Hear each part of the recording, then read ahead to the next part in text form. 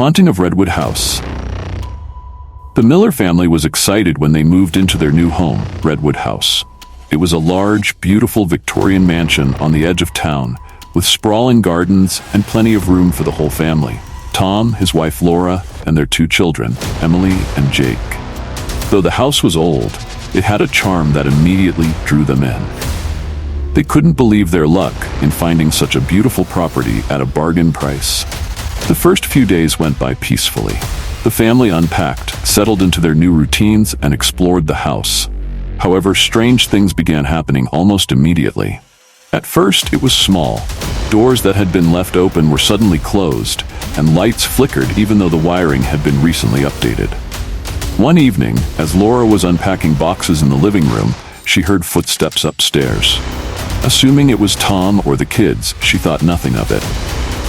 But when Tom called from the kitchen to ask her a question, she realized everyone else was downstairs. The footsteps continued, slow and deliberate, moving from one room to the next above her. Laura's heart raced as she quickly went to check, but when she reached the upstairs hallway, it was empty. The kids were asleep, and Tom had been in the kitchen the whole time. She brushed it off as her imagination. That night, Emily woke up crying. When Laura rushed to her room, she found her daughter sitting up in bed, trembling. "Mommy," Emily whispered, "there's a lady in my room." Laura's blood ran cold. She looked around but saw no one. "Honey, there's no one here," she said, trying to calm her daughter. "But I saw her," Emily insisted. "She was standing by the window, just staring at me." Laura sat with Emily until she fell back asleep, trying to shake off the unnerving feeling that lingered in the room.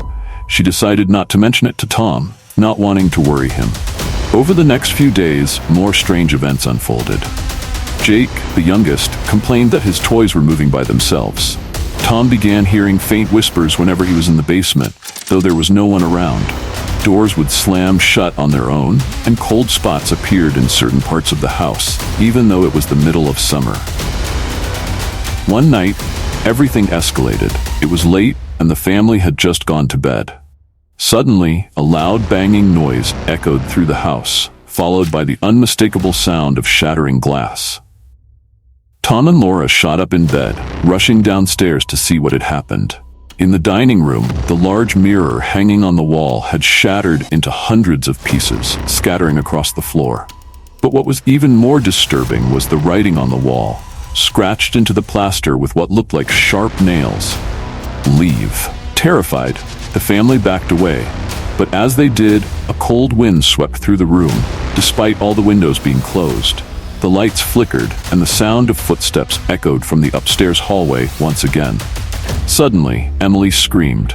Tom and Laura ran upstairs to find both children huddled in Emily's room. She pointed toward the window with wide eyes.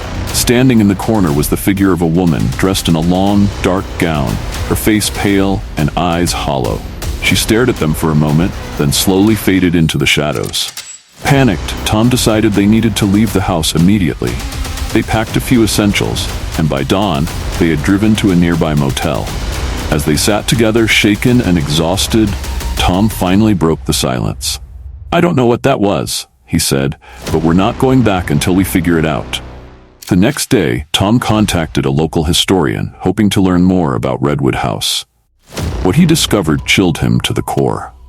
The house had once belonged to a woman named Margaret Redwood, a wealthy widow who had lived there with her two children over a century ago. One night, in a fit of madness, she had murdered her children and then taken her own life. Since then, every family who had lived in the house reported seeing the ghost of Margaret Redwood wandering the halls, searching for her children. Realizing that the house was haunted by a restless spirit, Tom and Laura made the difficult decision to sell the property. They couldn't risk their children's safety any longer. Though they moved far away, the Millers never forgot their time at Redwood House.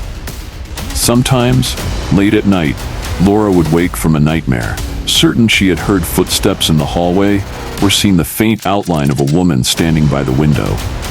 And even though they had left the house behind, the memories and the terror followed them wherever they went.